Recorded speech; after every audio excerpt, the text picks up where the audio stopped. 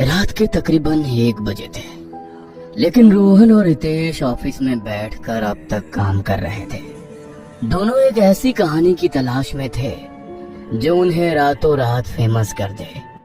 उसके लिए वो दोनों जी जान से मेहनत कर रहे थे। यार रोहन, इतनी मेहनत के बाद तो हमें अंबानी बन जाना चाहिए था, लेकिन हमारी किस्मत तो देखो, जहाँ थे अभी भी वही हैं। तरक्की अगर इतनी आसानी से मिलती ना मेरे दोस्त, तो आज हर कोई अंबानी होता। तो थोड़ी देर आराम कर, मैं दोनों के लिए कॉफी लेकर आता हूँ, बाद में फिर से काम शुरू करते हैं। रोहन कॉफी बनाने चला गया। वो लौटकर वापस आ ही रहा था कि रितेश के चिल्लाने की आवाज सुनी। रोहन, जल्दी आ, जल्दी आ। रोहन जल्दी से रितेश के पास गया। रितेश ने इंटरनेट पे एक ऐसी कहानी देखी कि वेस्ट बंगाल के एक गांव में कोई भी पति अपनी पत्नी पर अत्याचार नहीं करता। कोई भी अपनी पत्नी की आंखों में आंसू नहीं आने देता, नहीं तो शकचुन्नी उसे मार देती है। लेकिन ये शकचुन्नी आखिर है क्या? अरे ये जानने के लिए हमें बंगाल जाना होगा। और इसी सफर के साथ रितेश और रोहन की लाइफ का टर्निंग पॉइंट शुरू हुआ। अगले दिन दोनों ने ट्रेन पकड़ी और वेस्ट बंगाल के लिए निकल पड़े। 2 दिन के सफर के बाद रात के तकरीबन 2 बजे वो बंगाल शहर पहुंचे। रितेश ने गूगल मैप ऑन किया, लेकिन वहाँ नेटवर्क नहीं था। तभी वहाँ एक टांगे वाला आया। साहब बैठ जाइए, कहाँ जाना है आपको, मैं छोड़ देता हूँ। रितेश और रोहन टांगे में बैठे और अपने मंजिल की तरफ निकल पड़े। थोड़ी ही देर में वो बंगाल वेस्ट के उस गांव में पहुंच गए जहां उन्हें अपनी कहानी मिलने वाली थी। अगले दिन रितेश और रोहन गांव के लोगों से मिले और शकचुन्नी के बारे में पूछने लगे। सभी ने कहा कि शकचुन्नी उन मर्दों को अपना शिकार बनाती है जो अपनी पत्नी पर अत्याचार करते हैं, लेकिन ऐसे क्यों ये किसी को नहीं पता था। कोई कहता कि वो उन मर्दों का खून पीकर हमेशा जवान रहती है, तो कोई कहता वो सिर्फ मर्दों की दुश्मन है, तो कोई कहता कि औरतों पर हो रहे अत्याचार उससे देखे नहीं जाते। लेकिन असलियत किसी को पता नहीं थी। लेकिन सब बातों में एक बात कॉमन थी, वो थी झील का पानी। यार रितेश, कहानी तो समझ नहीं आई, लेकिन एक बात है, हर मर्द की लाश इसी झील के पानी में मिलती है, वो भी अमावस्या को। दोनों समझ गए कि उन्हें अपने सारे सवालों के जवाब झील के पास ही मिलेंगे। गांव वालों ने उन्हें रात के समय झील के पास जाने से मना किया, लेकिन उन्होंने किसी की नहीं सुनी। रितेश ने कैमरे लिए और दोनों ही रात के 1 बजे झील के पास गए। कैमरा ऑन किया, अपना शूट शुरू किया। आसपास के तारों का, आधे चांद का प्रतिबिंब पानी में मानो हीरो की तरह चमक रहा था। दोनों ही झील के पास बैठ गए। शांत जगह। धीरे धीरे दोनों की नींद लगी। तभी रोहन के कान में हल्की ठंडी हवा के साथ किसी औरत की आवाज गूंजी। रोहन, रोहन, उठो ना। रोहन, रोहन उठो ना। रोहन को ऐसा लगा जैसे किसी ने उसके कंधे पर हाथ रखा है। रोहन की नींद टूट गई। उसने आसपास देखा तो कोई नहीं था। कौन है यहाँ? और झील के पास गया। उसने झील में देखा तो एक खूबसूरत औरत उसे दिखाई दी। वो डर कर पीछे हट गया और देखा तो सामने एक खूबसूरत औरत खड़ी थी। लंबे बाल, नीली आंखें, सफेद साड़ी, हाथों में कंगन। उसे देख रोहन जैसे मंत्रमुग्ध हो गया। अरे शेरी बाबू, डरो ना, मैं इसी गांव की लड़की हूँ। मधु नाम है मेरा। घर जा रही थी, आपको यहाँ देखा तो रुक गई। वैसे आप यहाँ क्या कर रहे हो? रोहन ने सारी बात बताई। मधु हंसने लगी। बस इतनी सी बात? मैं आपको सारी बात बताती हूँ। ये 20 साल पहले की बात है, जब इस गांव में मधुमती नाम की लड़की रहती थी, अपने पिता और सौतेली माँ शालिनी के साथ। तू मर भी गई ना, तब भी तेरी शादी दास से ही होगी। इसलिए अपना ये नाटक बंद कर और चुपचाप तैयार हो जा, बारात आती ही होगी।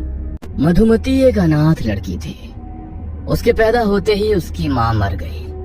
पिता ने दूसरी शादी की और मधुमती की तरफ मुंह फेर लिया। मधुमती की सौतेली माँ ने कभी मधुमती को अपनी बेटी भी नहीं माना और आज पैसों के लिए मधुमती की शादी एक दास से कराने जा रही थी, जो शैतान का दूसरा रूप ही है। काश आप मुझे छोड़कर ना जाती माँ, तो आज ये दिन ना देखना पड़ता। दास से उसकी शादी हो गई। मधुमती को लगा कि उसकी सच्चाई, प्यार और सुंदरता दास को बदल देगी और दास पत्नी के रूप में उसको स्वीकार कर लेगा, लेकिन ऐसा कुछ नहीं हुआ। उल्टा मधुमती की खूबसूरती की वजह से दास उस पे और शक करने लगा, उसे पीटने लगा।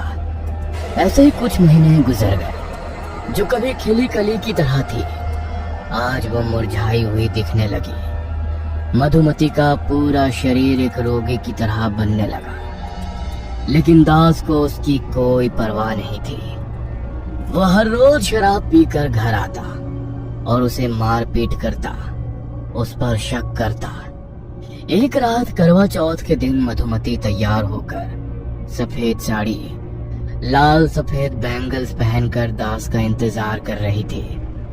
तब दास शराब के नशे में धुत था। उसके साथी ने बताया कि आज उसके घर पर एक अनजान आदमी आया था और बहुत देर तक उसके घर में ही मधुमती के साथ था।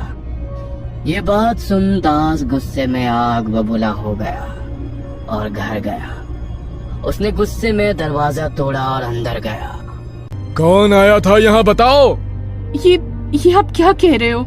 यहाँ कोई नहीं आया था, आपको गलत फहमी हुई है। तेरी इतनी हिम्मत, तू मुझे जवाब देगी, मुझसे झूठ बोलेगी? तुझे क्या लगा मेरे पीठ पीछे तू अय्याशी करेगी और मुझे पता नहीं चलेगा? आज तो तेरी खैर नहीं। दास ने मधुमती को बहुत मारा। उसके बालों को खींचते हुए वो घर के पीछे वाली झील के पास गया और मधुमती को पानी में डुबोया। वो खुद को बचाने के लिए चिल्लाती रही, लेकिन किसी ने उसकी आवाज नहीं सुनी। कुछ देर बाद मधुमती ने अपना दम तोड़ दिया।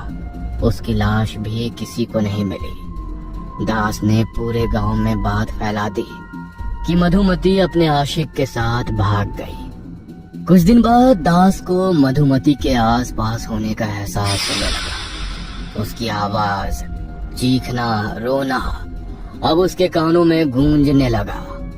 और एक अमावस्या को दास ने उसी झील में अपनी जान दे दी जहां उसने मधुमती को मारा था। और ऐसा हर अमावस्या को होने लगा। जो आदमी अपनी पत्नी पर अत्याचार करता, मधुमती की आत्मा उसे मार देती। एक दिन एक नई नवेली दुल्हन गलती से रात के वक्त उस झील की तरफ गई तो उसने देखा पानी में किसी औरत की एक हल्की सी झलक है। सफेद साड़ी, लाल रंग की चुनरी, हाथ में चमकते शंख पोला। वो डरते हुए अपने घर की तरफ भागे और गांव वालों को सारी बात बताई। तब से गांव में ये बात फैल गई कि कोई भी अगर अपने पत्नी को मारेगा, उस पर अत्याचार करेगा, तो शकचुन्नी उसे मार देगी। अब से कोई भी मर्द अपनी पत्नी को रुलाता नहीं है। सबको लगता है शकचुन्नी एक श्रापित आत्मा है, चुड़ैल है, लेकिन सच बात ये है कि वो शादीशुदा औरतों की रक्षा के लिए आई है, उन पर होने वाले अत्याचार को रोकने के लिए आई है। क्या तुम शादीशुदा हो? रोहन के चेहरे के भाव एक पल के लिए बदल गए। नहीं, मैं तो सिंगल हूँ, मेरी शादी नहीं हुई है। चलो अच्छा है, अब मैं चलती हूँ। एक बात समझ में नहीं आई मधु, ये बात गांव में किसी को ठीक से पता नहीं, वो तुम्हें कैसे पता है? रोहन ने आसपास देखा तो कोई नहीं था। उसने मोबाइल में देखा तो 3 बज चुके थे। उसने रितेश को उठाया और वो दोनों वहां से चले गए। अगली सुबह एक अधेड़ उम्र का आदमी रोहन और रितेश के पास आया। उसने दोनों को नाश्ता और खाने पीने के बारे में पूछा। नहीं, हम शहर जा रहे हैं, हमारा काम हो गया, हमें शकचुन्नी की सारी कहानी पता चल गई। अरे आपको शकचुन्नी के बारे में क्या पता चला और किसने बताया? आपके गांव की ही मधु नाम की लड़की है ना, उसने बताई। बेटा, हमारे गांव में मधु नाम की कोई लड़की नहीं है। अरे तुम्हें कोई गलत फहमी हुई है। यह सुन रोहन दंग रह गया। उसने सारी बात रितेश को बताई। फिर उन दोनों ने कैमरा चेक किया। कैमरे में रोहन के साथ मधु की जगह कोई और औरत थी। एक डरावनी औरत, सफेद साड़ी, लाल बॉर्डर। उसका बदन पूरा काला था, बाल गीले, हाथ में चमकते शंखा पोला, नीले खून से भरी आंखें। यह सुन रोहन दंग रह गया। उसने सारी बात रितेश को बताई। फिर उन दोनों ने कैमरा चेक किया। कैमरे में रोहन के साथ मधु की जगह कोई और औरत थी। एक डरावनी औरत, सफेद साड़ी, लाल बॉर्डर। उसका बदन पूरा काला था, बाल गीले, हाथ में चमकते शंखा पोला, नीले खून से भरी आंखें। अरे ये तो मधुमती है। 20 साल पहले अपने आशिक के साथ भाग गई थी, तब से इसे किसी ने नहीं देखा। तो क्या मधुमती ही शकचुन्नी है? ये सुन रोहन और रितेश के पैरों तले जमीन ही खिसक गई। आप दोनों शादीशुदा हैं क्या? नहीं, अब हमारी शादी नहीं हुई है। लेकिन शकचुन्नी केवल शादीशुदा लोगों को ही दिखाई देती है। आदमी वहां से चला गया। रोहन और रितेश दोनों ही डरे हुए थे। यार, हमें यहाँ नहीं रहना, चलो यहाँ से निकलते हैं। दोनों दरवाजे के पास गए, लेकिन दरवाजा अपने आप बंद हो गया। दोनों ने दरवाजा खोलने की बहुत कोशिश की, लेकिन उनकी आवाज किसी को सुनाई नहीं दी।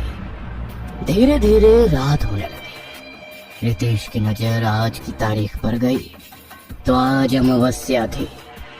थोड़ी ही देर में दरवाजे पर जोर जोर से दस्तक होने लगी और दरवाजा अपने आप खुल गया और सामने मधुमती थी, एक विशाल भयंकर रूप में। अब तो तुम्हें सब पता चल गया ना रोहन, मैं कौन हूँ, क्यों हूँ। मैं चाहती हूँ कि रितेश मेरी कहानी को पूरी दुनिया में दिखाए ताकि सबको पता चले शकचुन्नी कौन है। रोहन, तुम यहाँ से जिंदा वापस नहीं जा सकते। तुमने भी तो अपनी पत्नी को तलाक दिया, उसके आंसू की वजह बने ना। मुझे माफ कर दो, मैं अपनी पत्नी को वापस लेकर आऊंगा, उसका ख्याल रखूंगा, कभी उसे दुख नहीं दूंगा। मुझे सिर्फ एक मौका दे दो। गुनाह की कोई माफी नहीं होती। ऐसा कहकर मधुमती ने रोहन के बाल खींचे और उसे झील की तरफ लेकर गई। थोड़ी ही देर में रोहन की चीखें बंद हो गई। रितेश ने अपनी किताब के जरिए मधुमती की कहानी को पूरी दुनिया तक पहुंचाया और ये उसकी सफलता की पहली सीढ़ी बनी।